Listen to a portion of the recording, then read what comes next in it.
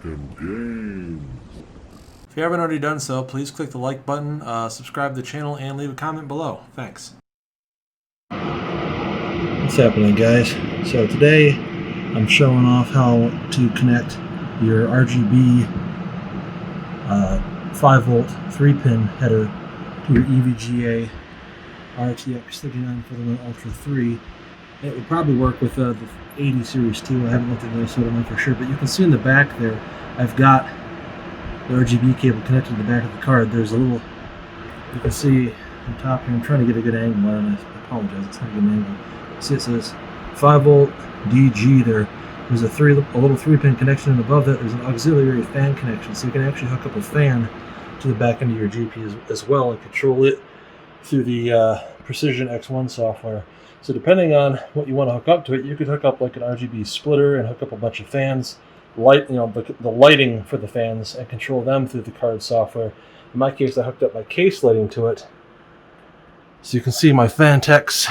This is the Phanteks Evolv Enthoo, I think it's Enthoo Evolv X or whatever the hell it is, a big freaking full tower case. So, but this allows us to control and synchronize the case lighting with the card, which is pretty nice actually.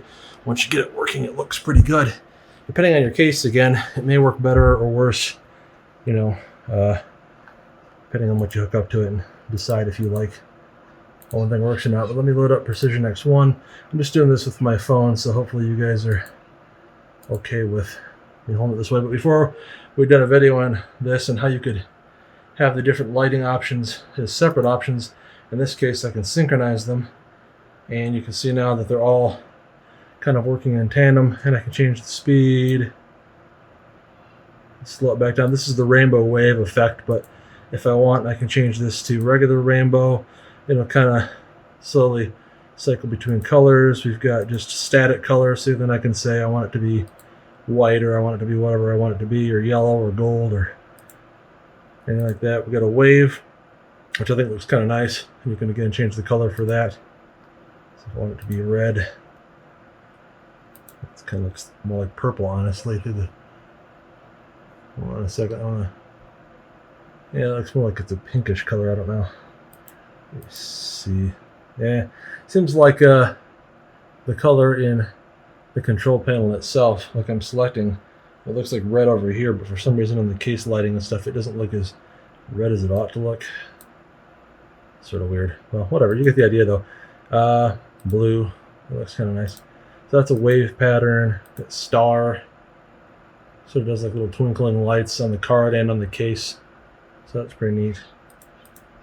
And temperature, again, this is based on how hot your card is running. So, you know, theoretically, if your card was starting to get kind of hot, you'd be able to look at your case and say, oh, my case is getting too hot, or my card is getting too hot. So that's pretty neat.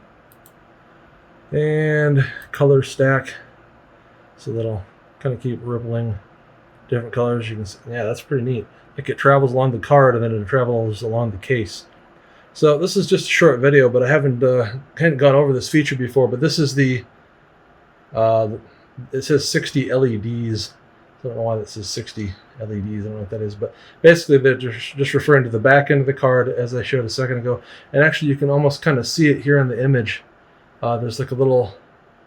This is the fan header, I think, and then up here it's hard to see, but the RGB header would be right here where the cursor is pointing at. But there's a 3-pin 5-volt addressable RGB header. My CPU cooler unfortunately uses older. It's not addressable, you know, it's the 12-volt not addressable RGB. This is the 5-volt addressable. So like it's the older style of just like single color at a time. If I had a CPU cooler that was addressable, I could use like a splitter, for example, and I could connect the CPU's cooler, and I could use the GPU cooler and the case and have them all synchronized at one time using this software. And I like this software better than IQ. I mean, it seems like it's very responsive. It changes them pretty quickly. You won't be able to control your RAM through it. You won't be able to control your motherboard if it has any lighting through it. But you could at least control, like I say, any fans that go through that header. Like I said, the case lighting that goes to that header. Anything that you can hook up to the card, you can control through EVGA Precision X1 now, instead of, you know, your motherboards like Mystic Light or Asus has their AuraSync, etc., etc. So hopefully this has been a useful video. I know it's kind of a little bit shaky. I'm just holding the phone with my hand. Use my my little gyroscope or anything like that. I just wanted to do it quickly. But hopefully you guys like this information. I know some people had asked about it, and I wanted to do a little video on it now that I had actually started screwing around with it and found that it works. So appreciate you guys watching. If you like the channel, please give it a thumbs up. Leave a comment. Consider subscribing to the channel, and maybe share the video with your friends. Take care and have a good one. Later.